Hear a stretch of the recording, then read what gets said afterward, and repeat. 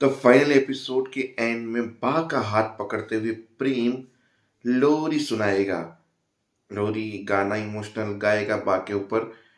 उसके बाद बा को होश आएगा और होश में आते ही बा बोली कि आज मैं मरने वाली थी।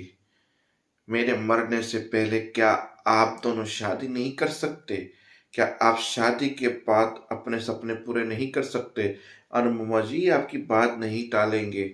क्या मेरी आखिरी इच्छा पूरी नहीं होगी? अब इमोशनल इतना बड़ा गेम हो ही चुका है। हुआ लीगली है, किसी की कोई चाल नहीं थी।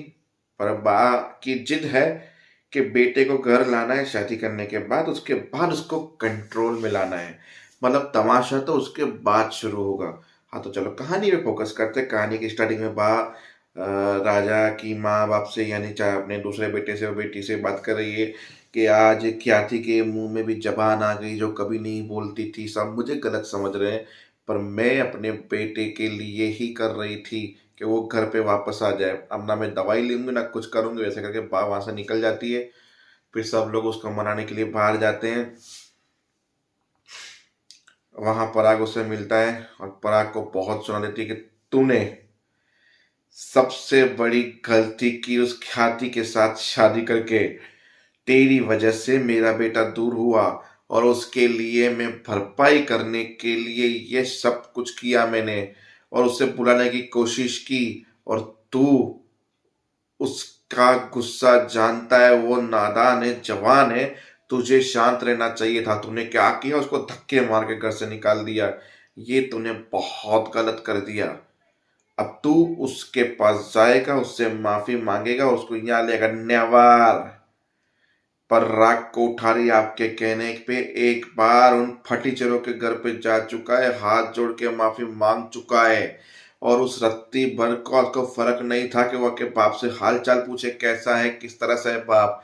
और उसने तो मेरा नाम अपने मोबाइल में खलनायक करके सेव करके रखा है। अब मैं खलनायक बन के दिखाऊंगा।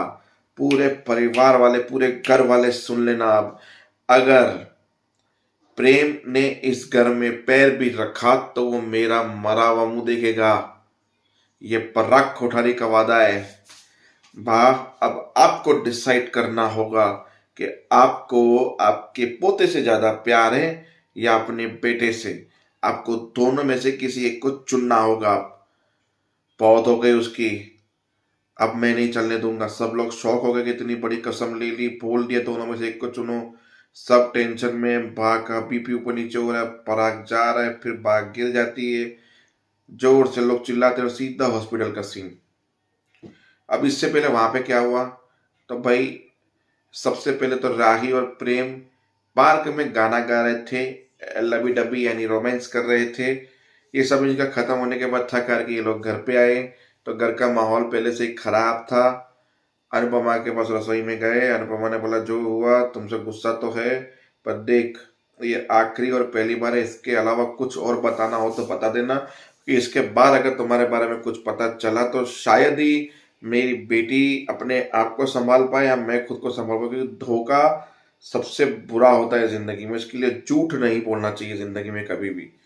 तो जो हो बता देना। और कभी भी कुछ भी तुम दोनों के बीच में अनबन हुई, बात करना, सॉर्ट आउट करने की कोशिश करना। छोड़ भी दो तो मेरे पास मेरी बेटी को छोड़ देना, मैं संभाल लूंगी। मेरी अरमान और जिगर के टुकड़े, पता नहीं क्या क्या अनुपमा ने इमोशनली बातें प्रेम से कर ली। फिर उन्होंने गले लगाया। फिर उन्होंने चक दे चक दे चक दे इंडिया जो भी था गाना बजाया और पूरे घर वालों के पास गए। गाना बजाते हुए सबको नचाया। सब लोग डांस कर रहे हैं, इंजॉय कर रहे हैं, हैप्पी मोमेंट। और वहां पे चल रहे थे झगड़े।